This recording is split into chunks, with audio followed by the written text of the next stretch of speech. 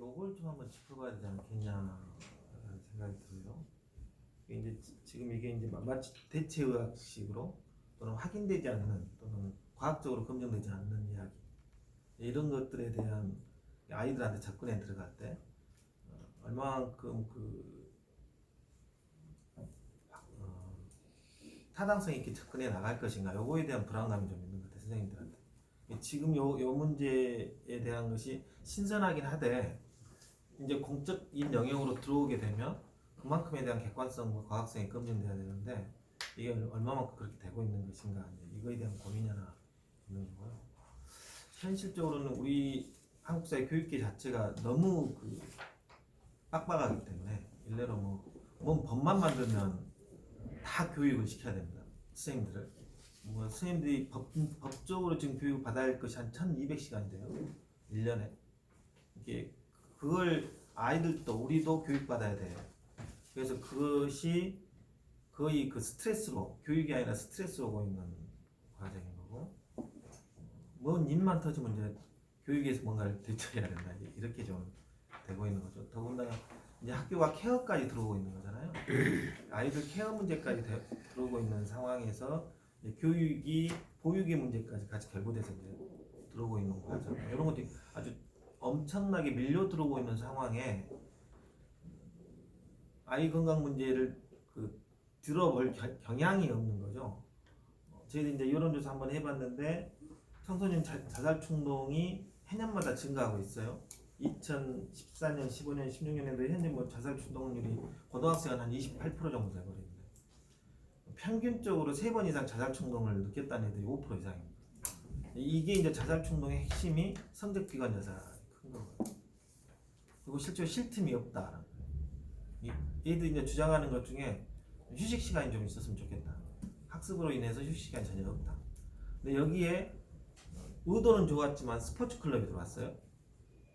그건 또 다른 학습인 거예요, 애들한테. 이게 건강을 되찾기 위한 육체적 활동이 아니라 스트레스인 거예요, 그것도. 6시간 내내 공부하다가 다시 방과 후에 2시간 더 스포츠 활동을 한다든지. 그제 유엔 아동위원회에서 우리 아이들 4명이 가서 스웨덴에서 보고를 했는데, 아동인권보고서에서 보고를 했는데 4명이 가서 4명 이야기를 듣고 그 아동위원들이 울었다는 거예요. 뭐냐면 아이들의 평균 학습 시간이 전 세계적으로 33시간인데 우리는 66시간이 넘습니다. 아니 그 자체로 이미 폭력적으로 들어오고 있는 거예요. 아이들 학습을 하고. 근데 우리도 노동 시간을 지금 국회에서 지금 입법해 놓은 것이 주당 52시간이잖아요. 근데 아이들한테는 66시간을 넘게 시키고 있는 거예요. 여기에서 뭔 아이들 건강 문제를 이야기를 하겠어요. 제도 자체가 이렇게 폭력적으로 들어와 있는데 그걸 생각해 볼 수 있는 여유나 시간이 없는 거죠. 이걸 감당하고 막아내기도 대단히 어려운 거고, 그것이 그대로 학교 교육으로 현재 돌아와 있는 상태입니다. 최근에 보셨던 것처럼 결국은 이 살인적인 입시 경쟁에 매달려 있는 과정에 자기 몸의 건강을 되돌릴 여유도 없는, 건강은 여유 있는 사람들의 생각, 이럴 수 있는 사회 구조나 시스템이 그래서 그런 고민들이 실제로 아이 건강 문제가 교육 문제로 들어올 수 있는 벽들을 만들고 있지 않느냐 좀 생각되고, 굳이 제안을 드린다면 현재 2025년부터 이제 개정교육과정을 다시 하려고 해요. 2025년부터. 그럼 2022년까지 개정교육과정을 완료를 해야 됩니다. 그렇게 본다면 여기에 나와 있는 아이 건강 문제에 대해서 내용을 교육과정에 반영을 시키려면, 그게 또 이제 교육과정에 반영시키는 것이 학습량의 증가로 가서는 안 되고, 학습량의 축소와 함께 핵심적으로 아이 건강을 보장하는 교육과정이 들어올 수 있도록 만들어줘야 되겠죠. 그러려면 여기에 대한 연구가 좀 더 필요하다. 그냥 던질 수 있는 거. 이게 보니까 2022년까지 무조건 아이 건강 문제와 관련해서 교육과정에 집어넣어야 된다는데, 실제로 가능하지도 않을 뿐만 아니라 그렇게 들은 순간에 학습량만 늘어날 가능성이 큽니다. 그러면 2025년에 개정교육과정이 시행된다 했을 때 2022년까지가 학교 교육과정의 완성이 나올 거예요. 앞으로 한 10년간 해야 될 거. 2022년 나오기 전까지 아이 건강을 돌볼 수 있는 교육과정 내용의 프로그램이 함께 있어야 된다. 이런 제안들은 이야기해 볼 수 있지 않겠는가 그런 고민들이 하나 좀 생겨나는 거예요. 두 번째로는 여기도 나왔는데 시범이나 연구학교가 있을 수 있는 건데 그게 이제 단기적으로 되어 있고 정단 연구를 할 수 있는 근거가 없는 거잖아요. 그러니까 또 객관성이나 그 타당성이 약간 떨어질 수도 있는 거다. 왜냐면 아이들 교육으로 들어가려면 일정한 그 증명된 근거들이 좀 있어야 되는데 그냥 이게 주장으로 될 수는 없는 거기 때문에 그런데 이제 연구 사례나 또는 연구학교, 시범학교에 대한 사례들이 좀 불충분하다는 얘기죠. 그렇게 본다면 뭐 시도교육감협의회라든지 이런 데서 아이 건강 문제와 관련해서 좀 더 연구학교나 시범학교를 좀 종합적으로 한번 검토해 볼 수 있지 않겠나. 뭐 통곡물 사용을 의무적으로 한번 해볼 수 있도록 만든다든지 지역 단위에서 이런 것들 좀 건강 체크를 하면서 고민해 볼 수도 있는 것 같다.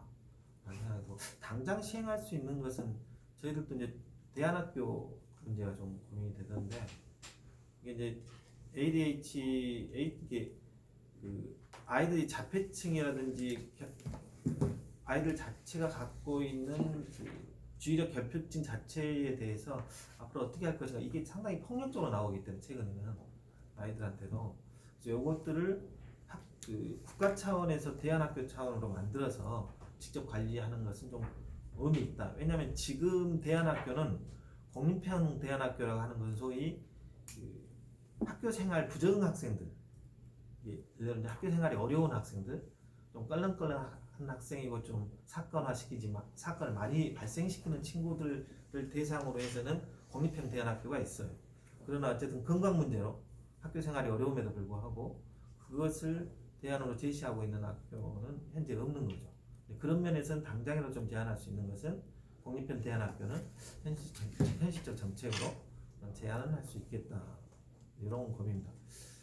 그럼에도 불구하고 이 아이 건강 문제와 관련해서 뭐 전교조를 비롯해서 교육 관련 단체들이 쉽게 접근하지 못하는 것은 좀 더 연구해 볼 만하다. 좀 토론을 해봐야 될 것 같아요. 어떤 이 문제가 잘 풀려야 될 텐데 문제는 생애 초기는 초등학교는 교육운동신에 좀 관심을 갖고 있지만 유치원이나 어린이집은 아예 관심도 안 갖고 관심 농도가 떨어지고 그 이하는 더 떨어진단 말이에요. 잉태에서부터 초등학교까지도 교육부문에서 이건 우리 이쪽 부는 좀 집중하는 흐름을 가져야 되겠다. 아까 중고등학교 66시간 이 문제도 사실 중요한 문제거든요. 근데 사실 이게 이 건강 관련 부분에 국민의 가치관이 가면 이것도 같이 바뀌면 맞물려 있는 문제예요, 사실은. 근데 66시간 중고등학교 문제로 아이들 건강을 이렇게 해버리면 이 생애 초기의 문제를 놓쳐버려서 그래서 이걸 교육운동단체도 생애 초기에 우리가 어른으로서 또 이 아이들을 양육하는 사람으로서 이 생애 초기에는 우리가 지금 시작해도 생애 초기에 집중할 수밖에 없거든요. 중고등학교는 이 시작을 해도 이게 진행이 되려면 한 3, 4년 자연스럽게 지나게 될 거예요. 그런 바란스를 좀 이게 이제 본다면 생애 초기 단계 접근법은 보건사회 분야잖아요. 엄밀히 말한다면. 이게 이제 교육계가 선뜻 나서지 못하는 것도 있는 거고, 또 거기에 대한 전문적 토대도 없는 거고. 그렇게 되는데 초기 단계를 교육 분야가 들어가는 거에 대해서는 상당히 책임지기가 어려운 거죠. 이 문제는 좀 더 크게 봐야 된다. 그렇게 된다면 그냥 이제 그 교육 부분으로 계속 전교조 이런 이야기로만 계속 하는 게 되면서 그것이 발목이 될 수는 있다. 이게 아이가 출산부터 쭉 가는 초기 단계에서 된다면 보건사회가 훨씬 더 적극적으로 결합해서 이와 관련된 정책적 대안을 마련해야죠. 근데 자꾸 이제 정교조라는 틀을 교육기 부분을 자꾸 갖고 뭔가를 해보려고 하니까 더 안 될 수도 있는 겁니다. 안 맞고. 저는 이 부분도 한번 고민을 좀 해봐야 되지 않겠느냐. 그래서 차라리 이제 보건사회 영역에 계시는 분들, 이쪽의 영역분들이 더 결합해서 이야기를 나누고 이걸 토대로 해서 교육 부분이 같이 결합해 나가는 이런 고민들도 좀 있어야 되지 않겠냐는 것이죠.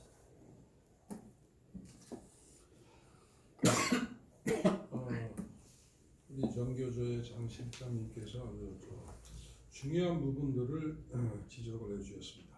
이 부분들은 이따가 이제 전체 종합 토론을 할 때에 한번 또 논의하기로 하고 우선 지정 토론자의 발표를 계속 듣도록 하겠습니다. 참배움연구소 소장 김두루아님 여기서 하시겠어요? 여기 와서 하시겠어요? 얼굴 봐야 될 것 같은데. 그럼 여기로 예, 오시죠. 거기 낫겠네요. 몇 분 동안 하세요? 몇 분? 7분 정도. 7분? 7분에서 10분 하시면 돼요. 네. 여러분 반갑습니다. 저는 방금 뭐 논의도 있었고 한데 한 시대의 어떤 그런 흐름이 이제는 더 이상 이 교육이라는 이름으로 교육이라는 어떤 그런 관념으로 어떤 접근할 때가 지났다. 그 얘기를 하고 싶어서 복음도 마찬가지입니다. 나라다운 나라는 뭐냐? 나라다운 나라는 사람이 배 안에서 움터가지고 목숨을 거둘 때까지 숨을 거둘 때까지 배움이라고 하는 권리를 스스로 누릴 수 있도록 노력하고 나라가 그것을 뒷받침하는 도와주는 이런 어떤 그런 틀로 바뀔 때다 이런 말씀을 드리고 싶습니다. 오늘도 어제 이제 뭐 저기 방금 이야기 나온 것처럼 보건복지부가 만든 아동학대의 날, 아동학대의 날을 갖다가 이렇게 정해가지고 이렇게 하는가 봐요 어제가. 그런데 뭐 잘 아시는 것처럼 지금 현실은 정말 어둡습니다. 그럼 어두우면 이걸 이제 우리가 풀어내야 되는데 우리나라는 모든 사람이 몸이 튼튼하고 마음 편히 살질 못하고 있어요. 몸이 튼튼하고 마음 편하게 사는 걸 우리가 건강이라 그러는데 오늘 이 자리가 이제 보면 제목이 건강 아동 건강이라고 되어 있는데 마음 편하게 하는 이런 소위 말하는 스트레스라든지 뭐 이런 것들은 다루지 않고 있어요. 이 절반만 이렇게 다루고 있는 그런 얘기인데 우리 스스로가 바꿔내려면 세 가지를 해야 되겠다. 하나는 뭐냐면 성찰, 되살핌을 해야 된다. 그 되살핌은 뜻을 다시 한번 생각해 볼 때다. 뭐 교육까지 포함해서 건과 강의 뜻, 그 다음에 육의 뜻을 한번 다시 생각해 봐야 된다는 겁니다.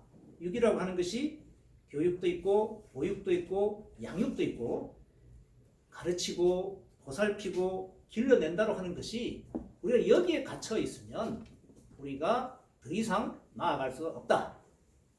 이때 육은 그냥 뭐 어떤 젖을 먹이고 무슨 이렇게 어떤 애가 이렇게 어떤 위험한 곳에 어떤 안전하게 이렇게 뭐 이게 도우미로 이렇게 하고 이런 게 아니다.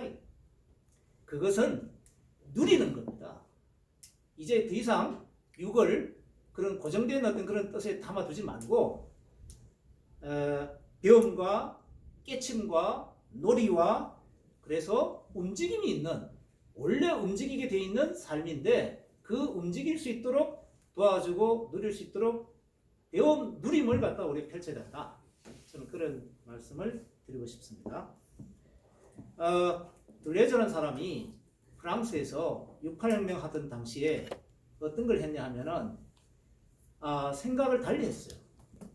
교육이라고 하는 것은 안에서 이제 우리가 어떤 바깥으로 뿜어져 나와야 되는 건데 그동안은 우리가 티칭이라고 그래가지고 근대 사회가 국가라는 어떤 명목을 해가지고 사람을 만들려고 했단 말이죠. 그래서 바깥에서 아무를 집어넣는 거에 대해 가지고 이게 아니다. 교실 안에는 다른 아이가 있게 마련인데 그 다른 아이를 똑같은 어떤 거 똑같이 만들려고 하지 말고 다 다르게 할 수 있도록 도와줘야 된다. 그래서 시베리아 철도를 갖다가 간다고 했을 때 철도만 있는 게 아니잖아요. 도로도 있을 수 있죠. 그러나 그것은 목표를 향해서 가는 어떤 그런 과정에서 너무나 왕성하게 움직이고 변화되는 이런 어떤 그런 것들이 배로 바다를 어떤 항해하는 다르다. 모든 길이 로마로 통하는 것이 아니라 각자의 길이 세상에 열려 있다는 겁니다. 그래서 지금 나처럼 해봐 이런 식의 할 게 아니라 스스로 해볼 수 있도록 우리가 밖에서 안으로 강요할 것이 아니라 안에서 밖으로 뿜어져 나올 수 있도록 우리가 이런 아이들의 본래 누릴 수 있는 것을 갖다 우리가 도와준다 이렇게 돼야 되는 거지. 뭐 아까 얘기 나온 것처럼 현실로도 어렵고 더 이상 해서도 안 되는 교육을 선생님을 통해서 무슨 전달하는 어떤 이따위 어떤 그런 썩은 식민 독재 이런 어떤 그런 반자유 어떤 이런 거에서 우리가 스스로가 벗어날 필요가 있다 이런 생각을 드립니다. 따라서 몸과 마음이 튼튼하고 편안하려면 먹거리에 대해서 이것이 숨 쉬고 물 마시고 이런 먹거리 풀이나 나물 먹는 거하고 고기를 먹는 거하고의 어떤 그런 이야기들 이런 것들에 대해서 생각하고 느낄 수 있는 어떤 그런 걸 우리가 마련해야 된다. 즐길 수 있도록 해야 된다는 거죠. 햇빛이라든지 흙이라든지 그리고 강이나 이런 바다, 나무, 매, 하늘 이런 것들을 어릴 적부터 느낄 수 있도록 우리가 뒷받침하는 것이 과연 제대로 하고 있는 건지 정말 한번 판을 갈아야 됩니다. 그리고 가장 그 바탕이 뭐냐 하면은 듣고 읽고에 어떤 머물고 있는 게 아니라 사람들이 말하고 쓰지 못했던 그런 것들을 이제 펼칠 수 있도록 도와줘야 되는 건데 그것이 바로 이제 체험의 가르침에서 비움의 배움으로 가야 한다. 그래서 그 돌봄에서 한마디로 유교의 어떤 그 풀이를 스스로 한정 짓지 말고 누림으로 우리가 나아가야 한다는 말씀을 드립니다. 자 이제 현실로 이제 좀 더 현실 있게 현실을 돌아본다면 대한민국에서는 유아 초 중고에 걸쳐 가지고 어떤 문제에 부닥치고 있냐 하면은 시험 공화국이기 때문에 시험 없는 나라를 만들어야 됩니다. 배움이 넘치는 나라, 점수나 등급만 남고 배움이 없는 나라에서 배움이 넘치는 나라로 바꿔야 됩니다.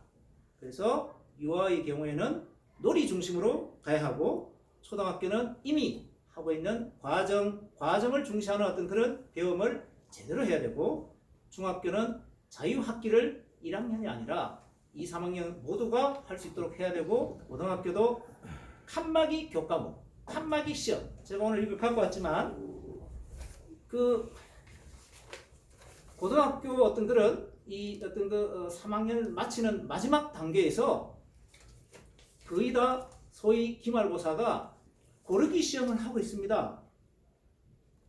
줄을 세우는 것과 함께 그 어떤 그 작은 답안지에 줄긋기를 애들이 이렇게 하는 거예요. 고등학교 3학년을 마치면서 상당수 학생들이 지금 현재 오늘은 5번을 하자 또는 다이아몬드의 어느 한쪽 면을 만들듯이 이렇게 하자 이렇게 하고 그냥 그렇게 하고 자요. 그걸 제가 오늘 치르고 왔습니다. 이게 현실입니다. 이 현장을 바꾸려고 하는 뜻이 교사들에게 어느 정도 있었다고 했는데 그게 30년 전 얘기입니다.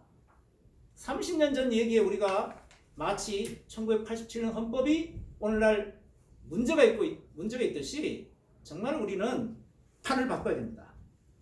줄 세우기, 줄 긋기 같은 시험지. 왜 똑같은 시험지를 이렇게 그 어떤 시험을 봐야 하나요? 맞춤 배움을 해야 되는데 다음 글을 읽고 물음에 답하시오. 왜 주어진 글에 대해서 주어진 물음에 답해야 합니까? 그래서 어떻게 그 어떤 그 사람이 사람답게 제 갈 길을 가고 뜻이 설 수가 있습니다. 그래서 27문제 물음에 맞는 답을 고르는 이따위 중학교 무슨 고등학교 이 어떤 졸업 어떤 그런 시험 졸업 시험이 아니죠. 우리는 그냥 한 학기 시험입니다. 학기 말 시험이고 고등학교의 경우에는 3학년 1학기까지만 들어가기 때문에 3학년 2학기는 거의 한마디로 난장판입니다.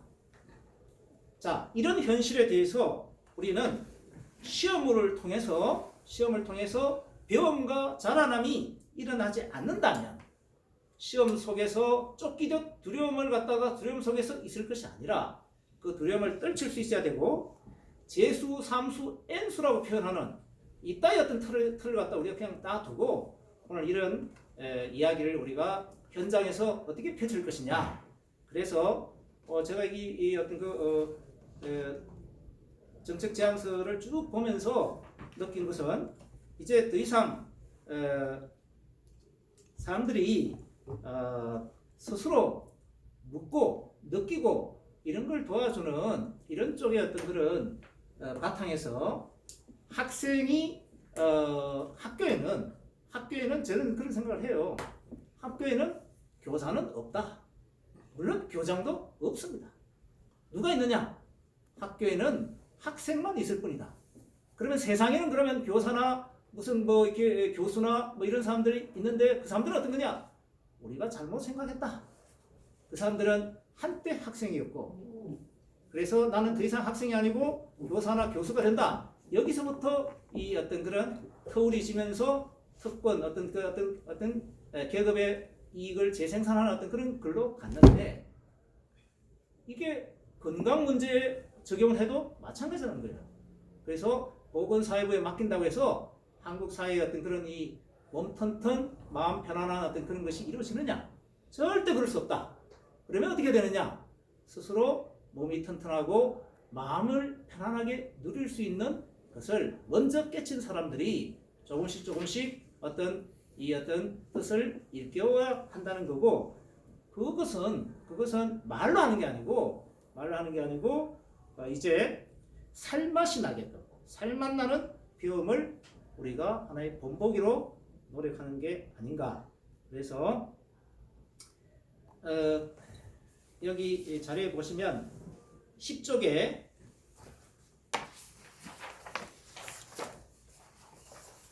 하나 예로 이제 여기 나와 있기 때문에 제가 뭐 여러 가지 이제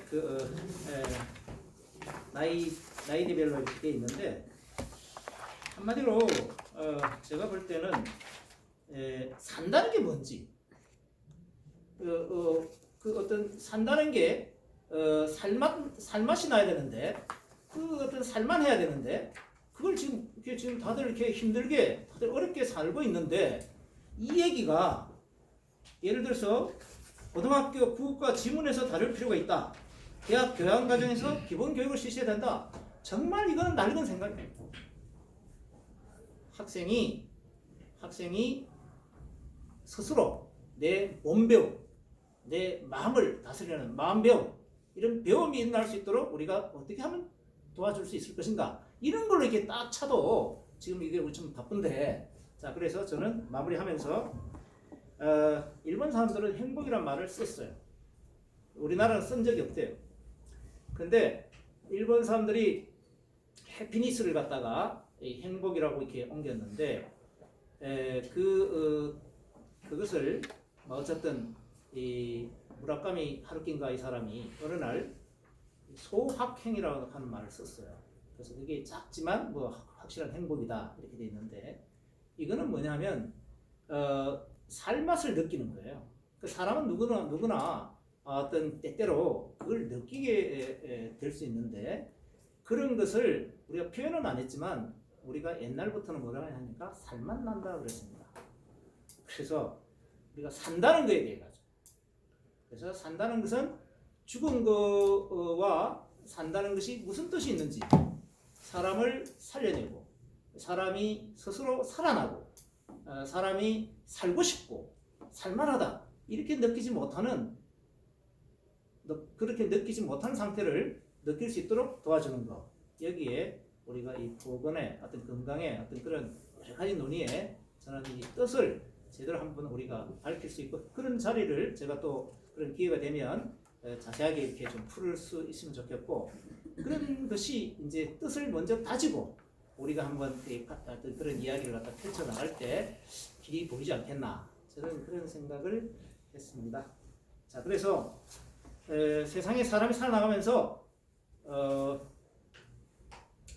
가르침을 받는 어떤 그런 수동의 어떤 그런 억압된 어떤 그런 어떤 그 속에서 지내왔던 거를 떨치고 스스로 깨치고 깨달음의 어떤 그런 보람을 맛보고 누리는 그런 것을 애 안에서부터 움트는 아이가 사람의 숨을 거둘 때까지, 그리고 이 숨이 오늘 내가 나에게는 끊어지는 거지만 이것이 이어진다고 하는 것을 이렇게 살필 수 있게끔 이제까지 뭐 교육이라는 이름으로 뭐 교육 과정이니 뭐 이런 쭉 해왔던 거를 혹시 배움 과정, 배운다 어떤 채우려고 하지 말고 스스로 어떤 비움 속에서 또 다른 것을 갖다 이렇게 뭔가 만들어 나가는 이런 것을 저는 꿈꾸고 오늘 이 자리에 있습니다. 고맙습니다.